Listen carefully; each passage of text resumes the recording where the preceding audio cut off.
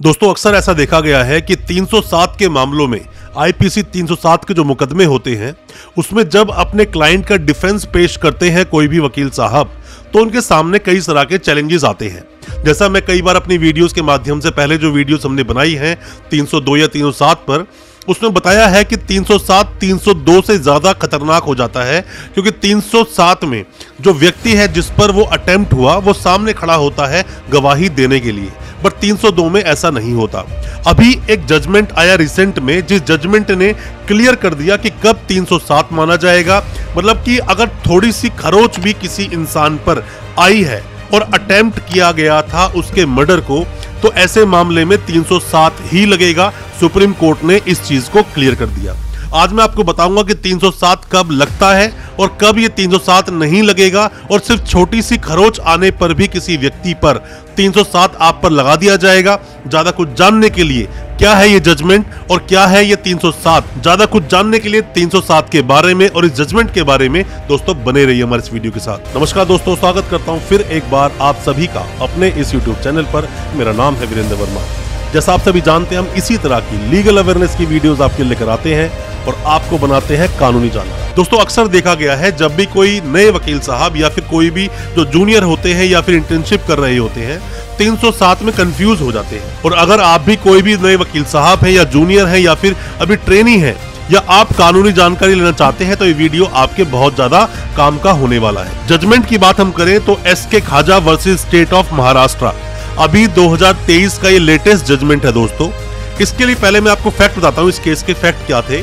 इसमें क्या था कि एक व्यक्ति ने एक पुलिस वाले पर, पुलिस वाला जो कि कांस्टेबल था, उस कांस्टेबल पर गुप्ती जो एक हथियार होता है, नुकीला एक हथियार होता है, उससे उस कांस्टेबल पर अटैक किया और सर में मारने की कोशिश की, पर वो जो कांस्टेबल था वो झुक गया, जिसकी वजह से उसके कंधे पर चोट आई। अब कंधे पर चोट आई तो जो वकील साहब थे जो इस केस में डिफेंस ले रहे थे, अपने जो ये एक्यूज था उसको बचा रहे थे, उन्होंने डिफेंस ये लिया कि क्योंकि बस थोड़ी सी ही चोट लगी है, ज्यादा ग्रीवियस हर्ट नहीं है, ज्यादा चोट नहीं आई है, तो ऐसे मामले में मेरा जो क्लाइंट है उस पर 307 नहीं लगनी चाहिए, कोई और सेक्शन लगनी चाहिए। क्योंकि इस केस में 307 और 332 दोनों ही सेक्शंस में जो चार्जेस थे वो फ्रेम किए गए थे। 332 दोस्तों होता है जब भी आप किसी भी गवर्नमेंट सर्वेंट पर उसका काम को रोकने के लिए उसके साथ मारपीट करते हैं या कोई भी उसे हर्ट पहुंचाते हैं, तो ऐसे मामले में 332 लगता है, जिसके अंदर 3 साल तक की सजा हो सकती है, फाइन भी लगाया जा सकता है। 307 पर मैंने डिटेल्ड वीडियो बनाया है, हालांकि इस वीडियो के एंड में मैं उसे लगा दूंगा। उस वीडियो को भी आप अगर देखेंगे तो आपके बहुत सारे डाउट्स दोस्तों क्लियर होंगे। ऐसे मामले में जैसे ही मामला सुप्रीम कोर्ट तक गया तो सुप्रीम कोर्ट जाने के बाद में सुप्रीम कोर्ट में ये निर्णय लिया गया कि ऐसे मामलों में, क्योंकि जब भी कोई भी क्राइम होता है, कोई भी अपराध होता है, 3 चीजें उसके अंदर होती है।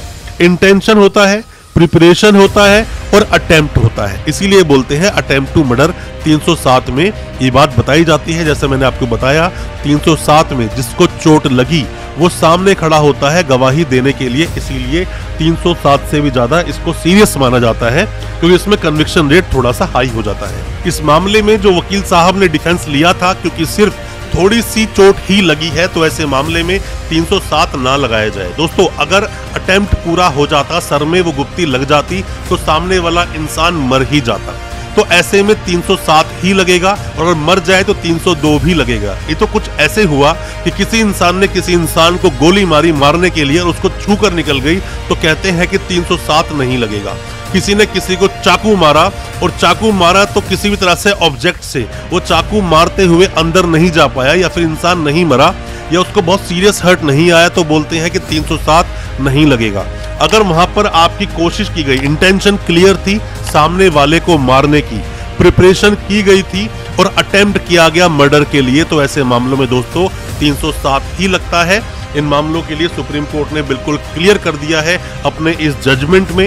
एसके खाजा वर्सेस स्टेट ऑफ महाराष्ट्र में कोई भी किसी भी तरह के सवाल अगर आपके दिल में आते हैं 307, 302 या 326 को लेकर या किसी भी तरह के क्रिमिनल केसेस को लेकर, कमेंट बॉक्स में अपने सवालों को पूछें, हम उनको क्लियर करेंगे और हो सकता है आपके केस में हमारी ये सलाह किसी तरह से एक बड़ा रोल प्ले कर सके। दोस्तों मैं उम्मीद करता हूं आज का हमारा वीडियो आपको अच्छा लगा होगा। अच्छा लगा हो आज का वीडियो, हमारे चैनल को सब्सक्राइब करना बिल्कुल ना भूलें, साथ में लगा बेल आइकन जरूर दबा दें ताकि इसी तरह की लीगल अवेयरनेस की वीडियोस आप तक पहुंचा सके सबसे पहले। बहुत बहुत शुक्रिया दोस्तों, धन्यवाद हमारे इस वीडियो के साथ बने रहने के लिए।